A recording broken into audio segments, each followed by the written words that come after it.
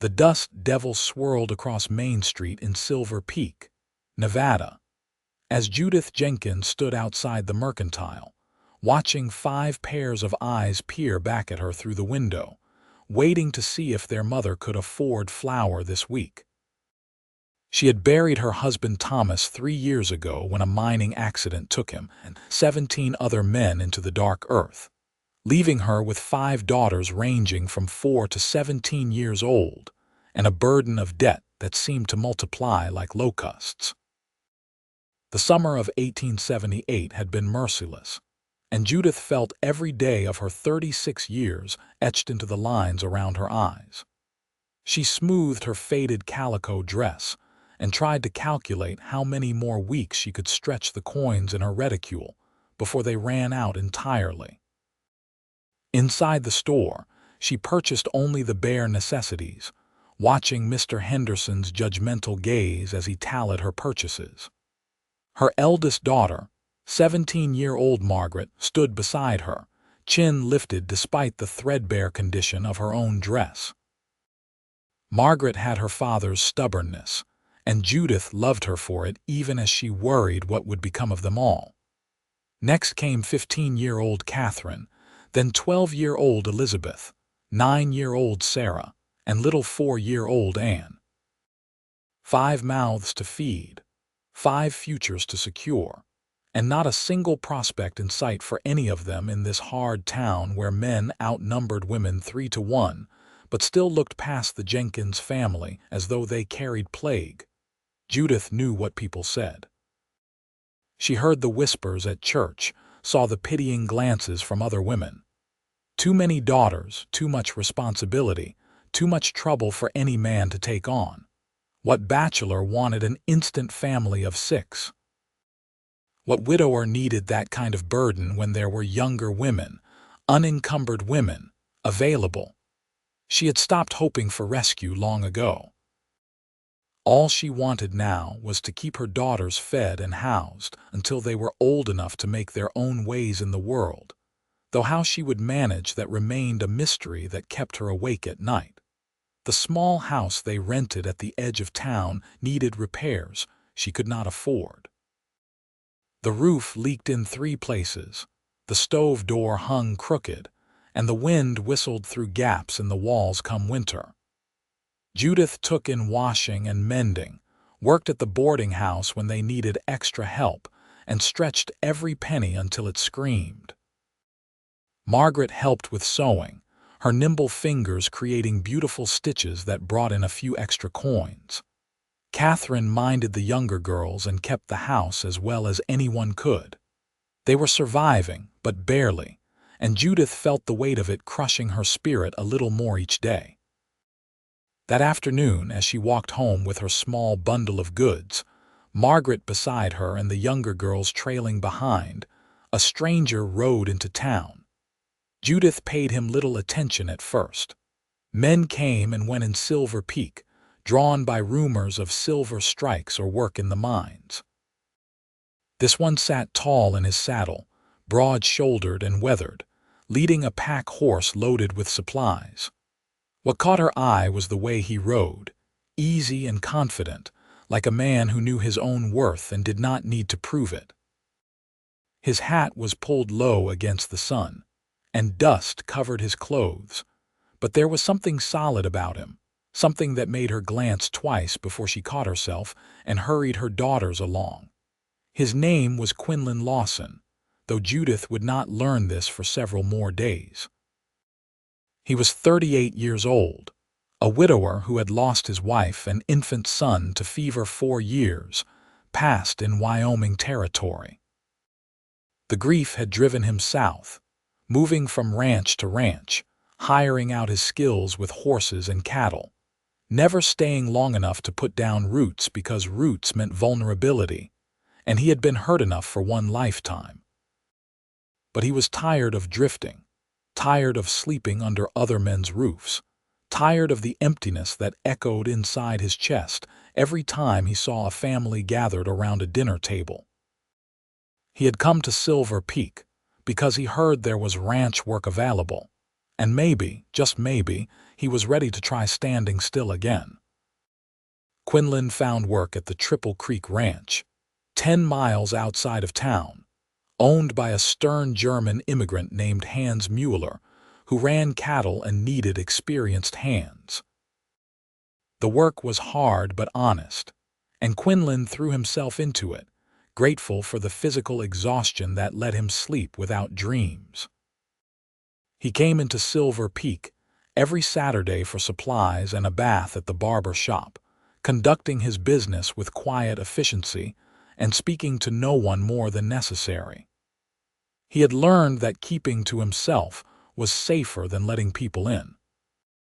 On his third Saturday in town, Quinlan was loading supplies onto his horse when he heard a crash and a child's cry. He turned to see a small girl, no more than 4 years old, sitting in the dirt beside an overturned basket of laundry. A dog had run past and knocked her over, and now clean sheets lay in the dust, and the child was crying with the heartbroken desperation of someone who knows this disaster will have consequences. Before he could move to help, a woman rushed over, scooping up the child and the laundry in one practiced motion. Judith Jenkins had been delivering washing to Mrs. Patterson when Anne wandered away, distracted by a butterfly. Now she held her youngest daughter while trying to gather the soiled sheets, her face tight with the kind of worry that came from having no margin for error. The sheets would have to be washed again, which meant more soap she could not spare and time she did not have, and Mrs. Patterson would likely complain, and Judith felt tears of frustration burning behind her eyes even as she comforted Anne. Quinlan found himself walking over before he made a conscious decision to do so. He bent down and picked up the basket, collecting the fallen laundry and placing it inside. Judith looked up at him, startled, her arms full of sobbing child and dirty linen. Up close, Quinlan saw that she was pretty despite the lines of worry on her face, with dark hair pinned back in a practical bun and brown eyes that held both wariness and exhaustion. "Thank you," she managed, her voice tight. "That is very kind." "It is no trouble," Quinlan said. His voice was deep and quiet, rusty from disuse. The dog came out of nowhere. Anne had stopped crying and was peeking at him from her mother's shoulder with wide blue eyes. Quinlan found himself offering a small smile, something he had not done in a long time. The child did not smile back, but she stopped sniffling, which seemed like progress. "I will have to wash them again," Judith said, more to herself than to him. She set Anne down and took the basket from Quinlan's hands, their fingers brushing briefly. "Thank you for your help, Mr. Lawson, Quinlan Lawson, Mr. Lawson. I am Mrs. Jenkins." She paused, then added, "Judith Jenkins. This is my daughter Anne." Before Quinlan could respond, 4 more girls appeared, ranging from nearly grown to school-aged, all wearing expressions of concern as they surrounded their mother. The eldest immediately took the basket, the next oldest picked up Anne, and the younger 2 flanked Judith like protective sentries. It was clear this family operated as a unit, each member knowing their role. "Is everything well, Mama?" the eldest girl asked. "Yes, Margaret. This gentleman helped us with the laundry. Mr. Lawson, these are my daughters, Margaret, Catherine, Elizabeth, Sarah, and you have met Anne." Quinlan touched the brim of his hat in greeting, feeling suddenly awkward under the scrutiny of 5 pairs of eyes and 1 tired mother. He noticed how thin they all were, how worn their clothes, how Margaret's shoes had been resoled so many times there was more patch than original leather. He recognized the signs of a family barely holding on, and something in his chest tightened painfully. "Pleased to meet you," he said. "We should go," Judith said quickly, reading something in his expression that made her defensive. She had seen pity before and hated it. "Thank you again for your kindness." They left before he could say anything more, the 6 of them moving down the street in a tight cluster. Quinlan watched them go, noting how people stepped aside for them without really seeing them, how invisible they seemed to be despite being 6 human beings struggling through life in plain sight. He thought about them more than he should have as he rode back to the Triple Creek Ranch that evening. He thought about the fear in Judith's eyes when she calculated the cost of rewashing those sheets. He thought about 5 daughters and 1 exhausted mother, and a world that did not seem inclined to make things easy for them. The next Sunday, Judith took her daughters to church as she always did. It was one of the few things she insisted upon, even though she questioned God's plan more often than she cared to admit. They sat in the back pew, the same place they always sat, and Judith tried to focus on Reverend Walsh's sermon instead of counting the days until rent was due again. Anne fidgeted beside her, and Sarah drew pictures in the dust on the floor with her finger, and Judith was too tired to scold them into better behavior. Let them be children while they could. She was surprised when she felt someone sit down at the far end of their pew. People usually avoided sitting with them, as though poverty might be contagious. She glanced over and saw Quinlan Lawson, cleaned up and wearing what were clearly his Sunday clothes, sitting ramrod straight with his hat in his hands. He nodded to her politely, and she nodded back, confused by his presence but not wanting to be rude. Margaret leaned over to whisper, "That is the man who helped with the laundry." After the service, as people gathered outside to socialize, Judith tried to slip away quickly as she always did. There was no point lingering when no one wanted to speak to you anyway, but Quinlan intercepted them on the church steps, looking uncomfortable but determined. "Mrs. Jenkins," he said, "I wonder if I might have a word." Judith felt her daughters tense around her, protective despite their youth. "Certainly, Mr. Lawson." He shifted his weight, clearly unused to this kind of conversation. "I have been working at the Triple Creek Ranch. Mr. Mueller mentioned yesterday that he is looking for someone to help his wife with the house and the cooking for the ranch hands.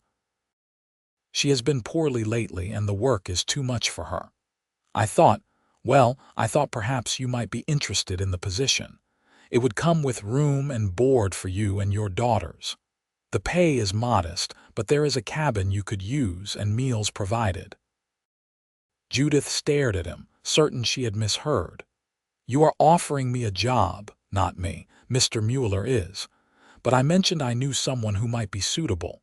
Quinlan's ears had gone red and he would not quite meet her eyes. "It is hard work, but the living situation would be better than, well, it might be an improvement." He did not say how he knew her current living situation was desperate, but Judith felt her face flush anyway. Pride warred with practicality in her chest. A job with room and board would solve so many problems. The girls could eat regularly, they would have a roof that did not leak, they would be safe. But accepting felt like admitting defeat, like confirming all the pity she saw in people's eyes. Margaret touched her arm gently. "Mama, we should consider it." Judith looked at her daughters, really looked at them. Catherine's dress was more patches than original fabric.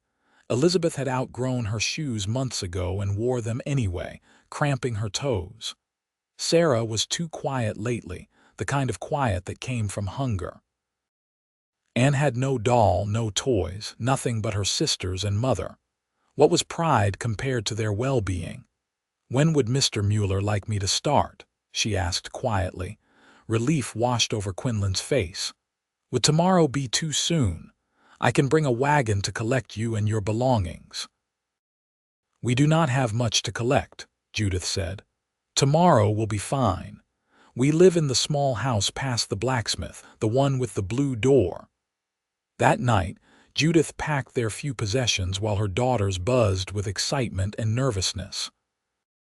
They were leaving Silver Peak, or at least the town proper, heading out to a ranch they had never seen to start a new life. It was terrifying and hopeful in equal measure.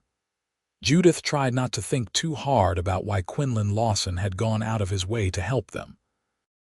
She told herself it was simple Christian kindness, nothing more.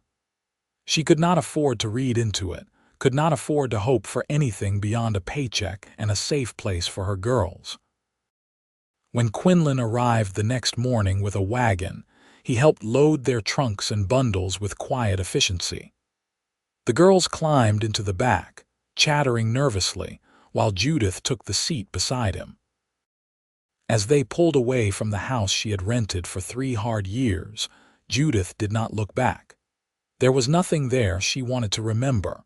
The ride to Triple Creek Ranch took nearly 2 hours. Quinlan did not talk much, but his silence was comfortable rather than oppressive. He pointed out landmarks along the way, told the girls to watch for antelope in the distance, and handled the horses with easy competence. Judith found herself relaxing incrementally, letting the tension drain from her shoulders as Silver Peak fell away behind them. The Triple Creek Ranch was larger than she had expected, with a main house, barn, bunkhouse, and several outbuildings spread across a valley of good grazing land. Cattle dotted the hillsides, and the creek that gave the ranch its name sparkled in the morning sun. The cabin Quinlan led them to was small but solid, with 2 rooms and a sleeping loft, a good stove and glass windows that actually had all their panes intact. To Judith, it looked like a palace. Mrs. Mueller came out to meet them, a stout German woman with kind eyes and a persistent cough that explained why she needed help. She showed Judith the main house kitchen, explained the routines and expectations, and introduced her to the 4 ranch hands who would need feeding 3 times a day. The work would be substantial, but Judith was not afraid of hard work. What she feared was failure, and she was determined not to fail at this opportunity. The girls settled into the cabin with an enthusiasm Judith had not seen in years. Margaret claimed one corner of the loft for herself and Catherine, while Elizabeth and Sarah took another, and Anne would sleep with Judith in the small bedroom below. There was more space here than they had in town, and the promise of regular meals made everyone giddy. That first evening, Judith cooked dinner for the ranch hands while Mrs. Mueller supervised, and when the men thanked her genuinely for the good food, she felt something close to pride. Quinlan ate with the other hands, keeping his head down over his plate. But Judith noticed when he came back to the kitchen after the others had left, carrying all the dishes without being asked. He set them by the wash basin and said, "You did well today." "Thank you," Judith said, up to her elbows in soapy water. "And thank you for telling Mr. Mueller about me." "I know you did not have to do that. You needed help," Quinlan said simply. "I was in a position to offer it. Still, I am grateful. My daughters are grateful." Quinlan nodded, then stood there awkwardly for a moment, as if he wanted to say something more but did not know how. Finally, he just put his hat back on and said good night, leaving Judith alone with the dishes and a strange flutter in her chest she had not felt in years. The weeks that followed fell into a rhythm. Judith rose before dawn to start breakfast, feeding ranch hands who worked hard and ate accordingly. The girls helped where they could. Margaret proved skilled at baking, producing bread and biscuits that made even taciturn Mr. Mueller smile. Catherine took over the vegetable garden with Elizabeth's help, coaxing growth from the plants with patient attention. Sarah helped with the chickens, gathering eggs and somehow managing not to get pecked, and Anne was everyone's darling, running messages between the cabin and the main house on her short legs. Judith found herself watching for Quinlan more than she cared to admit. He worked from dawn to dusk, breaking horses, mending fences, moving cattle, always busy, always competent. But he made time to fix the sagging step on their cabin porch without being asked. He carved a little wooden horse for Anne that made the girls squeal with delight. He showed Sarah how to whistle using a blade of grass. Small kindnesses that seemed to cost him nothing, but meant everything to Judith's daughters. One evening, as the summer heat was finally breaking into the cooler promise of autumn, Judith was hanging laundry outside the cabin when Quinlan rode up on a tall bay mare. He dismounted and walked over, leading the horse. "Mrs. Jenkins," he said, "I was wondering if Margaret might like to learn to ride. I have been working with this mare, and she is gentle enough for a beginner. It occurred to me that knowing how to handle a horse might be useful." Judith paused, a wet sheet in her hands. "That is very thoughtful, Mr. Lawson. I am sure Margaret would be delighted. And the others too, if they are interested. I have time in the evenings. You are very kind to my daughters." Quinlan looked away, out toward the distant mountains. "I like children. I almost had a son once. He died before his first birthday. My wife Sarah died with him." Judith's hands stilled. "I am so sorry, I did not know." "No reason you should. It was 4 years ago now. Sometimes it feels like yesterday. Sometimes it feels like a different life entirely." He cleared his throat, clearly uncomfortable with having revealed so much. "Anyway, if Margaret wants to learn, tell her to come by the corral after dinner." He led the horse away before Judith could respond, leaving her standing among the flapping sheets with her heart aching for this quiet man who had lost so much and still found ways to be kind. She understood grief, understood how it could hollow you out until you were just going through motions, pretending to be alive. She saw that same hollow quality in Quinlan sometimes, in the unguarded moments when he thought no one was watching. It called to something in her own broken places. Margaret was thrilled at the opportunity to ride and proved to be a natural in the saddle. Soon Catherine joined her, then Elizabeth, and even little Sarah, sitting in front of Quinlan on the gentle mare while he led her around the corral. Anne was still too small, but Quinlan promised her that one day she would ride too, and she seemed content with that. Judith would watch sometimes from the kitchen window while preparing dinner, seeing her daughters laugh and learn, seeing them become more confident under Quinlan's patient instruction. Mrs. Mueller noticed, of course. She was a perceptive woman despite her illness. One afternoon, while Judith was kneading bread dough, the older woman said that Quinlan, he is a good man, quiet but good. "Yes," Judith agreed carefully. "He has been very kind to my daughters. He watches you too when you are not looking." Judith's hands stilled in the dough. "I am sure I do not know what you mean." "I have been married 32 years, Mrs. Mueller said with a knowing smile. "I know how a man looks at a woman when he is interested, and I know how a woman pretends not to notice because she is afraid." "I am not afraid," Judith protested. "I simply have no time or energy for such notions. I have 5 daughters to raise. And you think no man would want to take on such a burden." Mrs. Mueller patted her hand, leaving a dusting of flour. "But what if you found a man who did not see it as a burden? What if you found a man who saw a ready-made family as a gift instead of a curse?" Judith wanted to argue, wanted to explain all the reasons why such thinking was foolish.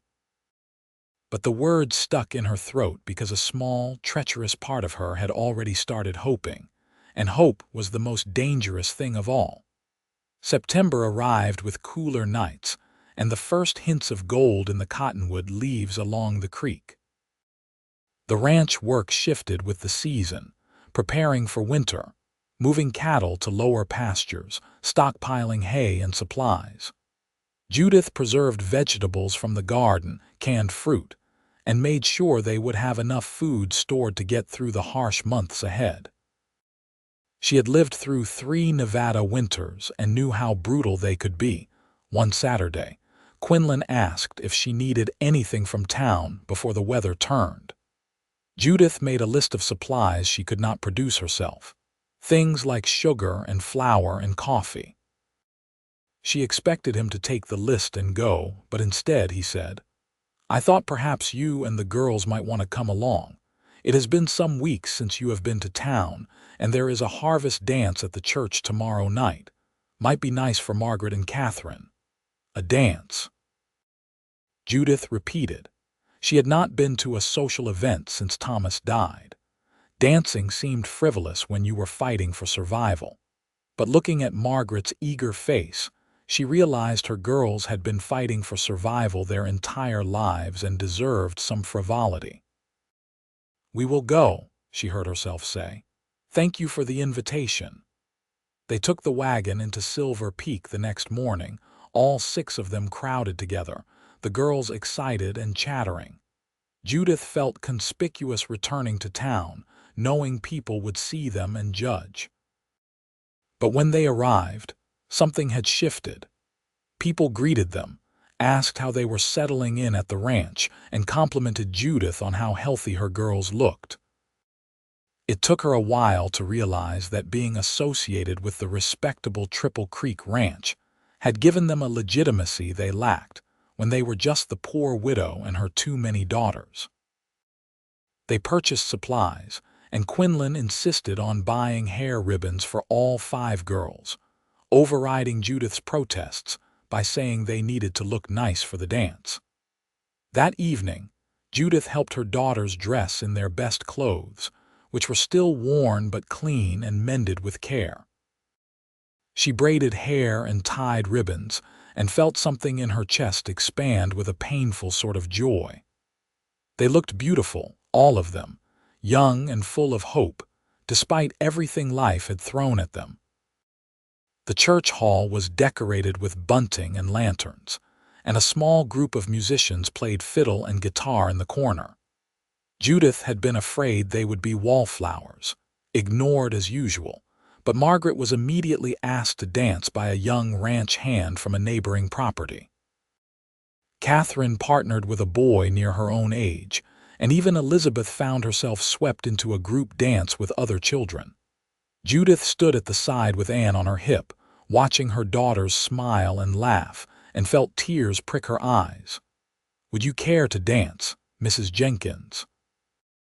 She turned to find Quinlan beside her, cleaned up and looking uncomfortable in his good shirt and string tie. "I cannot. Anne needs minding." "I can take her," Mrs. Patterson offered, appearing as if summoned. The older woman, whose laundry Anne had ruined months ago, smiled warmly and held out her arms. "You go ahead and dance, Judith. You have earned some enjoyment." So Judith found herself being led onto the dance floor by Quinlan Lawson, his hand warm and solid at her waist, his other hand carefully holding hers. They moved to the music, and Judith realized she had forgotten how good it felt to be close to another person, to move in rhythm with someone, to look up and find kind eyes looking back down at her. "You are a good dancer, Mr. Lawson," she said. "My mother insisted on lessons when I was young," he replied. "Said it was the mark of a gentleman. I thought it was torture at the time. And now I am grateful she persisted." His voice was quiet, but there was something in it that made Judith's heart beat faster. "Mrs. Jenkins, I hope you will not think me too forward, but I want you to know that these past months, having you and your daughters at the ranch, it has been good. Better than good. You have made that cabin a home, made the ranch feel more alive. I find myself looking forward to mealtimes just to see your face across the table, and watching your girls grow and thrive. It fills something in me that has been empty a long time." Judith missed a step and Quinlan steadied her. "Mr. Lawson, I do not know what to say." "You do not have to say anything right now. I just wanted you to know. I know people think 5 daughters is too much for any man to take on, but I do not see a burden when I look at your family. I see something I want to be part of, if you would ever consider having me." The music ended before Judith could form a response, and other dancers swirled around them, breaking the moment. Quinlan escorted her back to the side of the hall, tipped his hat, and walked away, leaving Judith shaking and confused and more hopeful than she had been in years. She pressed her hand to her chest, feeling her heart race beneath her palm. Could this be real? Could this quiet cowboy actually want her and all 5 of her daughters? Margaret appeared at her elbow, flushed from dancing. "Mama, you are crying. What did Mr. Lawson say to you?" "Nothing bad," Judith assured her. "Nothing bad at all." That night back at the cabin, Judith lay awake long after her daughters had fallen asleep. Through the window, she could see the light still burning in the bunkhouse and wondered if Quinlan was also lying awake, thinking about what he had said to her. The careful words he had chosen, revealing his feelings while giving her space to decide. He had not demanded or presumed, had not tried to overwhelm her with passion or poetry. He had simply been honest about wanting to be part of her life, part of her daughters' lives, and somehow that quiet honesty meant more than any flowery declaration could have. In the morning, Judith was up before dawn as usual, starting breakfast in the main house kitchen. She was rolling out biscuits when Quinlan came in the back door, stamping dirt from his boots. Their eyes met and Judith felt heat rise in her cheeks. "Good morning," she said. "Morning." He poured himself coffee from the pot, then stood there awkwardly, clearly wanting to say something but uncertain how to begin. Finally, he managed. "About last night. If I spoke out of turn, I apologize. The last thing I want is to make you uncomfortable or jeopardize your position here." "You did not speak out of turn," Judith said softly. She wiped flour from her hands and took a breath. "You surprised me, that is all. I have spent 3 years believing no man would want me and my daughters. I convinced myself that romance was behind me, that I needed to focus only on survival. But you have been nothing but kind to us, nothing but patient and good. And I find myself thinking about you more than I should, hoping you will come by the cabin in the evenings, feeling pleased when you compliment my cooking or smile at my daughters. I think, Mr. Lawson, that if you truly meant what you said, I would very much like to explore where these feelings might lead." The smile that spread across Quinlan's face was like sunrise, slow and warm and bright. "I meant every word, Mrs. Jenkins. And I would be honored to court you proper if you will have me. I think I would like that very much, but please call me Judith." "Judith," he repeated, and her name in his deep voice sent warmth through her entire body. "Would you call me Quinlan then?" "Quinlan," she said, and they stood there grinning at each other like fools until the sound of approaching footsteps sent them scrambling back to propriety. Judith to her biscuits and Quinlan to the table, but both of them smiling wider than they had in years. The courtship that followed was nothing like what Judith had experienced in her youth. Quinlan did not court only her but her daughters as well, understanding that they were a package that could not be separated. He continued teaching the girls to ride, showing them how to rope and handle cattle. He repaired things around the cabin before Judith could even mention they were broken. He brought wildflowers that Anne loved, books for Elizabeth, who was a voracious reader, and a new saddle blanket for Margaret, who had become quite the accomplished rider. In the evenings, after dinner was cleared and the ranch hands had retreated to the bunkhouse, Quinlan would sit on the cabin porch with Judith while her daughters did their chores or played nearby. They would talk about everything and nothing, sharing stories of their pasts, their losses, their hopes. Judith learned that Quinlan had grown up in Missouri, the youngest of 6 children, and had headed west after the war looking for a fresh start. She learned that he loved horses more than cattle but was good with both, that he could not carry a tune but loved music anyway, that he missed his mother's apple pie and his father's terrible jokes. Quinlan learned that Judith had met her first husband at a church social in Iowa, that they had moved west chasing the promise of silver and a better life.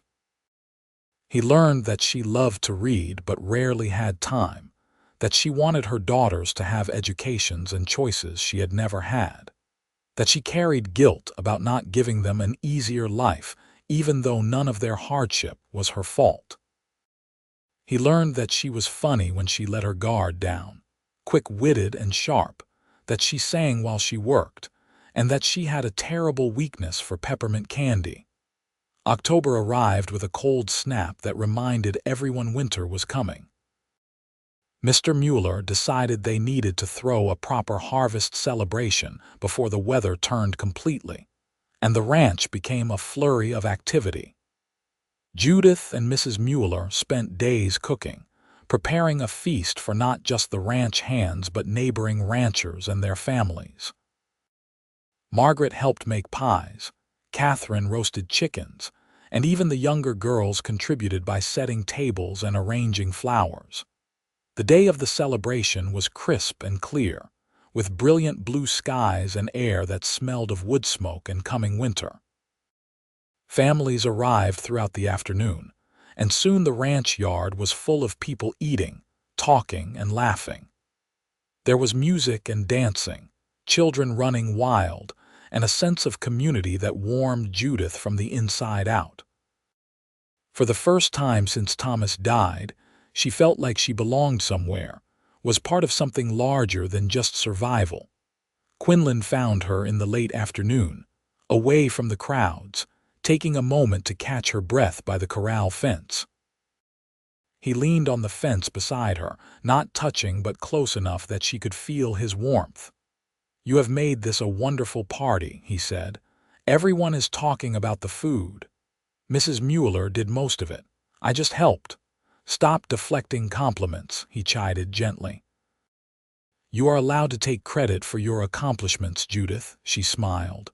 "Very well. I made an excellent roast and my biscuits were light as air. Much better." He was quiet for a moment, then said, "I have been thinking about the future, about what I want from life." Judith's heart started beating faster. "And what do you want?" "I want to buy some land of my own. Start a small ranch, nothing big, but something that is mine. I have been saving for years and I have nearly enough. There is a property about 5 miles from here, decent grazing, water rights, a house that needs work but has good bones. I was going to wait another year to make my move, but lately I have been thinking maybe it is time to stop waiting." "That sounds like a wonderful plan," Judith said carefully, unsure where this was leading. "The thing is, a ranch is a lot of work for one man, and a house, even one that needs work, is too big for someone living alone." He turned to face her fully, his expression serious but hopeful. "Judith, I know we have only been courting a few months, but I am not a young man anymore, and I have learned not to waste time when I find something I want. I want you. I want your daughters. I want to build a life together, a real family. I want to marry you if you will have me." Judith felt tears spring to her eyes. "Quinlan, I do not know what to say. Say yes. Say you will marry me and let me be a father to your girls. Say you will take a chance on a future together." He pulled something from his pocket, a simple gold band that had belonged to his mother. "I am not rich and I cannot promise an easy life, but I can promise I will work every day to make you and those girls happy. I will love you the way you deserve to be loved, Judith. You and all 5 of them." "Yes," Judith whispered, then louder, "Yes, Quinlan, I will marry you." He slipped the ring onto her finger and it fit perfectly. Then he cupped her face in his work-roughened hands and kissed her, gentle and sweet, and Judith felt like she was coming home after a long, difficult journey. When they finally broke apart, both of them were smiling through tears. They told the girls that evening after the celebration had wound down. Judith gathered all 5 daughters in the cabin and had them sit down, suddenly nervous about how they would react. Quinlan stood beside her, his hand on her shoulder, providing silent support. "Girls, Mr. Lawson and I have something to tell you," Judith began. "We have been courting, as you know, and we have grown very close. He has asked me to marry him, and I have said yes." There was a moment of silence while the girls processed this information. Then Margaret leaped up and threw her arms around both of them, and the other girls followed in a chaotic tangle of hugs and excited chatter. Anne, not fully understanding but caught up in the excitement, bounced on her toes shouting, "We are getting married." "But we wanted to make sure you were all comfortable with this decision," Quinlan said once the initial excitement had calmed. "This affects all of you, not just your mother and me. If any of you have concerns or questions, now is the time to speak them." Elizabeth raised her hand hesitantly. "Will you be our papa?" Quinlan knelt down so he was at eye level with her. "I would like to be if you will let me. I know I cannot replace your father and I would not try, but I promise to care for you and protect you and do my best to be a good parent to all of you." "Will we have to leave the ranch?" Sarah asked, practical as always. "Not right away," Quinlan assured her, "but eventually I would like to buy some land nearby where we can have our own place." "Would that be all right? Will there be room for all of us?" Catherine wanted to know. "Always," Quinlan said firmly. "There will always be room for all of you. That is not negotiable."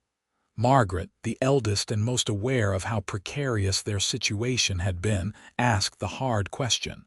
"Why do you want us? We are just a poor widow and 5 daughters. People have been saying for years that we are too much trouble." Quinlan stood and looked at each girl in turn before answering.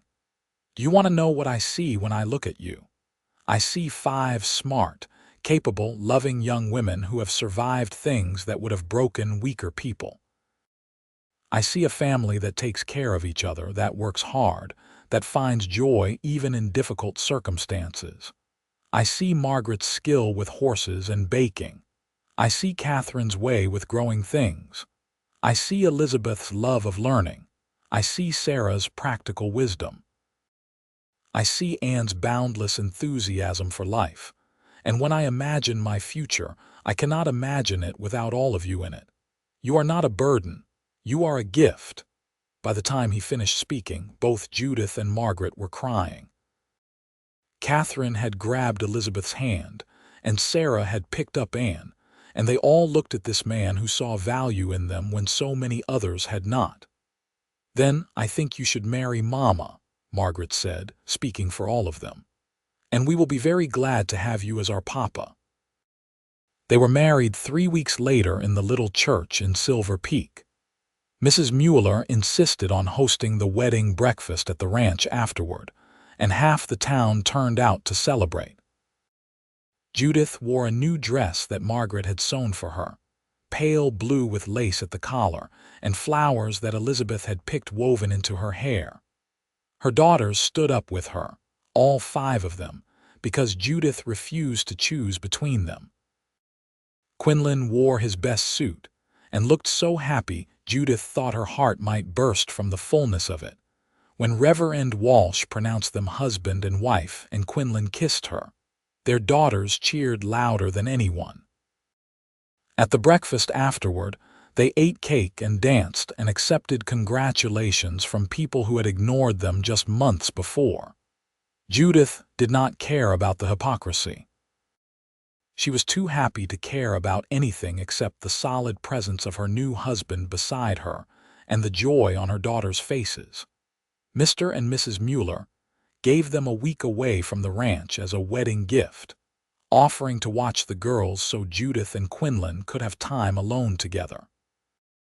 It was a generous offer, but Judith struggled with the idea of leaving her daughters for a whole week. "They will be fine," Quinlan assured her as they prepared to leave. "Mrs. Mueller raised 4 children of her own, and Margaret is nearly grown. They can manage without you for a few days." "I know they can manage," Judith said. "I just hate to leave them." But the week away proved to be exactly what they both needed. They went to a small inn in Carson City, spent their days walking and talking and exploring and their nights discovering each other in the privacy of their hotel room. Quinlan was a patient, attentive lover. taking time to learn what Judith liked, making her feel cherished and desired in ways she had almost forgotten were possible. She in turn learned his body, his scars from years of hard living, the places that made him sigh or smile. They talked until dawn some nights, sharing secrets and dreams, building the foundation of their marriage on honesty and trust. When they returned to the ranch, they found the girls had thrived in their absence. Margaret had organized everyone into a cleaning frenzy, and the cabin sparkled. Catherine had weeded the entire garden. Elizabeth had taught Sarah her letters, and Anne had somehow learned to count to 20. They were proud of their accomplishments and eager to show their mother and new father everything they had achieved. "You see," Quinlan murmured to Judith, "they are more capable than you give them credit for." "I know," Judith admitted. "I have spent so long trying to protect them that I forgot to let them grow." November brought cold winds and occasional snow. Quinlan spent his days working the ranch and his evenings with his new family, helping with homework, teaching the girls to play checkers, reading to Anne before bed. Judith watched him become a father to her daughters and fell more in love with him every day. He was patient when Margaret struggled with her temper, firm but kind when Catherine tried to skip her chores, encouraging when Elizabeth despaired of ever understanding arithmetic. He treated each girl as an individual, learning what motivated them, what frightened them, what made them happy. In December, Quinlan finalized the purchase of his land. It was 200 acres of good grazing land with a creek running through it, a barn that needed some work, and a house that was structurally sound but had been empty for 2 years. He took Judith to see it on a cold, clear Saturday, just the two of them, leaving the girls in Margaret's capable supervision. The house was bigger than Judith expected, a proper 2-story farmhouse with 4 bedrooms upstairs and good-sized living spaces below. It was dusty and needed paint and new curtains and 1,000 small repairs, but Judith could see the potential. She walked through the empty rooms, imagining where furniture would go, which room each daughter would claim, how they would make this place a home. "What do you think?" Quinlan asked nervously. "I think it is perfect," Judith said honestly. "I think we can make something wonderful here." They spent the winter preparing the house, working on it every spare moment. Quinlan repaired the roof and fixed the doors that stuck and replaced broken windows. Judith scrubbed and painted, sewed new curtains, and planned where the kitchen garden would go come spring. The girls helped enthusiastically, each claiming a bedroom and decorating it according to their personalities. Margaret wanted the room with the best light for her sewing. Catherine wanted to be near the back stairs so she could slip out to the garden early. Elizabeth wanted the smallest room because she said it felt cozy. Sarah and Anne agreed to share the biggest room, already planning how they would arrange their beds. On a cold day in early March of 1879, they moved into their new home. It took 2 wagons to transport their belongings, which were not many but felt significant nonetheless. Mr. and Mrs. Mueller came to help, along with several ranch hands who had grown fond of the family. By evening, the house was full of their possessions. The stove was warming the kitchen, and Judith was cooking their first meal in their new home. That night, after the girls had gone to bed, exhausted from the excitement and work of moving, Judith and Quinlan sat in their own bedroom in their own house, on their own land, and marveled at how far they had come. "Last year at this time, I was afraid we would not survive the winter," Judith said quietly. "I was counting pennies and praying the roof would hold and wondering if I was failing my daughters by keeping us in Silver Peak. And now I have a home. I have a husband who loves me. My daughters have a father and security and a future. It feels like a miracle." "Not a miracle," Quinlan said, pulling her close. Just two broken people who found each other and decided to be whole together. Spring arrived with the usual burst of life and work. The ranch needed running, which meant long days for Quinlan. But he had hired a young man named Tom to help with the cattle work, which freed him up to spend more time on his own land. They acquired chickens and 2 milk cows, started a large vegetable garden, and talked about buying sheep. The girls flourished in the open space, growing tanned and strong from outdoor work. In May, Judith realized she was pregnant. At first, she could not believe it. She was 37 years old, had not been with child in over 5 years, and had assumed that part of her life was finished. But there was no mistaking the familiar signs. She told Quinlan one evening as they sat on the porch watching the sunset. "I am going to have a baby," she said simply. Quinlan went very still. When he finally looked at her, there were tears in his eyes. "Are you certain?" "Yes. I am about 3 months along, I think. I have been feeling poorly in the mornings and my courses stopped and, well, I know my own body." He pulled her into his arms, holding her so tightly she could barely breathe. "A baby," he whispered. "Our baby." "Judith, I never thought I would have another chance at this. Are you happy?" she asked, though she could feel the answer in the way he held her. "Happier than I thought possible." They told the girls at dinner that night. The reactions were mixed but largely positive. Margaret was thrilled at the prospect of a baby in the house. Catherine immediately started planning a nursery. Elizabeth worried that Judith was too old to safely have another baby, which led to an awkward conversation about women's health and childbirth. Sarah wanted to know if it would be a boy or a girl, and Anne just knew she wanted someone to play with. The pregnancy progressed normally, though Judith felt more tired with this child than she had with her previous 5. Quinlan was attentive and protective, insisting she rest more and work less, which frustrated Judith but also touched her. Margaret and Catherine took over more of the household work, giving their mother time to put her feet up in the afternoons. Elizabeth read to her from the newspaper and books. Sarah brought her wildflowers. Anne snuggled close and talked to the baby through Judith's growing belly. In November, as the first snows began to fall, Judith went into labor. It was harder than she remembered, more painful, more exhausting.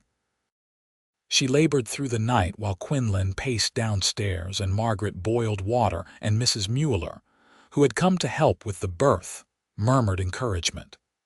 When dawn broke over the mountains, Judith delivered a healthy baby boy. Quinlan wept when he held his son, this tiny miracle with dark hair and strong lungs.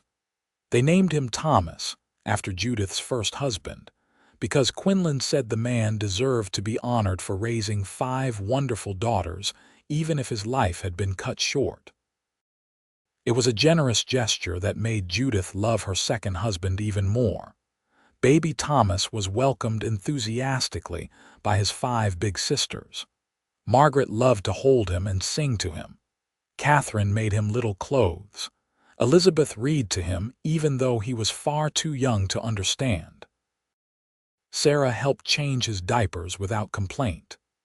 And Anne, who had been the baby of the family for so long, appointed herself his special guardian, always making sure he had his blanket and his rattle and was never lonely. The winter was hard, as Nevada winters always were, but the house was warm and well stocked with food. They gathered in the evenings around the fire, Quinlan reading aloud while Judith nursed Thomas and the girls did their mending or drew pictures or practiced their letters. It was everything Judith had never let herself hope for during those dark years in Silver Peak. It was a family, whole and happy and secure. In the spring, when Thomas was 6 months old and sleeping better, Quinlan announced he had a surprise. He had filed papers to officially adopt all 5 girls, giving them his name and legal standing as his daughters. Margaret, Catherine, Elizabeth, Sarah, and Ann Jenkins became Margaret, Catherine, Elizabeth, Sarah, and Ann Lawson, with all the rights and protections that entailed. "You are mine now," he told them as they gathered in the parlor to sign the papers in front of a circuit judge. "Legally and forever. If anything happens to me, you will inherit this ranch equally with Thomas. You have the Lawson name and everything that comes with it. No one can take that away from you." All 5 girls cried, even practical Sarah. And Judith, watching her daughters receive the security and recognition she had never been able to give them on her own, felt a peace settle over her soul. They were safe. They were loved. They were home. The years that followed were good ones. The ranch prospered, producing enough cattle and wool from their growing sheep flock to provide a comfortable living. Quinlan proved to be a skilled rancher and a beloved father. Judith blossomed in the security of marriage and partnership, becoming active in the church and starting a lending library for the children in the area. Her daughters grew into capable young women. Margaret married at 20 to a schoolteacher who moved to Silver Peak, a kind man who loved her independent spirit. Catherine took over the ranch's agricultural operations, proving to have an almost magical touch with growing things. Elizabeth became a teacher herself, educated through correspondence courses and tutoring from her brother-in-law. Sarah, surprising everyone, decided she wanted to be a midwife and apprenticed with the doctor in town. And Anne, spirited and wild, declared she wanted to be a rancher like her papa. Quinlan and Judith had 2 more children, a daughter they named Clara and another son they named Henry. The house was full and noisy and chaotic and wonderful. Some nights, lying in bed with her husband's arms around her and the sounds of their children sleeping safely nearby, Judith would remember that desperate woman standing outside the mercantile in Silver Peak, counting pennies and feeling hopeless. It seemed like a different life, a different person. "What are you thinking about?" Quinlan would ask, sensing her wakefulness. "How lucky I am," Judith would answer. "How I thought no man would want us, and then you came along and wanted us all." "I am the lucky one," he would insist, and they would argue about this happily, until one of them initiated other activities that put an end to all talking. On their 10th wedding anniversary, the ranch was thriving, and they threw a huge party. All their children gathered, including Margaret with her husband and 2 small children of her own. Friends and neighbors came from miles around. There was music and dancing and more food than an army could eat. As the sun set and lanterns were lit, Quinlan found Judith and pulled her onto the makeshift dance floor. "You remember the first time we danced?" he asked as they swayed to the music. "At the church harvest dance. You told me you had been taking lessons as a boy." "I told you I was grateful my mother made me learn. You also told me you wanted to be part of our family," Judith said, looking up at him. "You said you did not see a burden when you looked at us." "I never have," Quinlan said seriously. "Not for one single day. You and those girls, now grown women with lives of their own, you saved me, Judith. I was drifting, just existing, not really living. You gave me purpose again. You gave me love. You gave me a family. I should be thanking you every day for taking a chance on a broken-down cowboy." "You were never broken down," Judith protested. "You were just waiting for the right time and the right people." "Maybe we were both waiting," Quinlan suggested, "waiting for each other." As they danced under the stars, surrounded by the family they had built together, Judith thought about all the improbable events that had led to this moment. A stranger offering help with spilled laundry, a job offer at her ranch, patient kindness shown to 5 daughters who had been overlooked and dismissed, a quiet proposal by a corral fence, a marriage that defied conventional wisdom about widows and ready-made families. Love, Judith had learned, was not always a lightning strike. Sometimes it was a slow accumulation of small kindnesses. Sometimes it was a man who saw worth where others saw burden. Sometimes it was 5 daughters who deserved a father getting one who chose them deliberately and loved them fiercely. Sometimes it was 2 broken people deciding to heal together.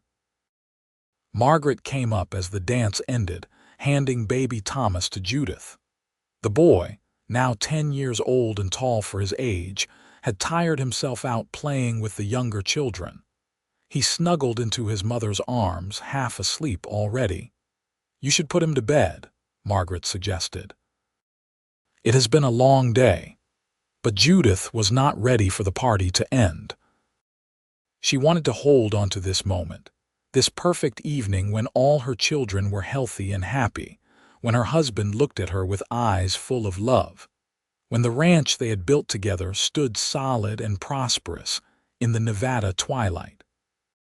She wanted to remember it all, every detail, so that on hard days in the future, she could take this memory out and remind herself of what they had overcome, what they had built, what love could accomplish when given the chance. "Soon," she told Margaret. "Let me enjoy this a little longer." And so she stood there, her sleeping son in her arms, her husband's hand warm on her shoulder, her daughters and their families gathered around, and counted her blessings one by one. 5 daughters who had grown into remarkable women. 3 more children born of her second chance at love. A man who had seen her at her lowest and chosen to lift her up rather than pass her by. A home built on hard work and hope. A future that looked bright despite all the darkness they had survived to get here. This was what it meant to be blessed, Judith thought. Not a life without hardship, but a life where hardship was met with courage and love. Not perfection, but partnership. Not ease, but effort that was worthwhile. She had been a widow with 5 daughters, certain no man would want them. And then Quinlan Lawson had ridden into Silver Peak and proven her beautifully, wonderfully wrong by wanting them all. As the party finally wound down and they made their way to bed, walking through their house, stopping to check on sleeping children and bank the fires, Judith took Quinlan's hand and squeezed it tight. "Thank you," she said simply. "For what? For seeing us. For choosing us. For loving us exactly as we were." "Always," Quinlan promised, kissing her forehead. "Always and forever." And in the quiet Nevada night, with their family safe around them and their love tested by time and proven true, they went to bed grateful for second chances, for the courage to take risks, and for the Wild West town, where 2 lonely hearts had found each other and built something beautiful together. Their story had begun with dust and desperation, but it would be written in love and legacy, passed down through generations of children who would hear about the widowed cowboy who wanted them all and the brave woman who led him into their lives. It was a love story for the ages, simple and true, proving that family was not always about blood but about choice, and that the greatest adventures were the ones you took with the people who saw your worth and loved you anyway.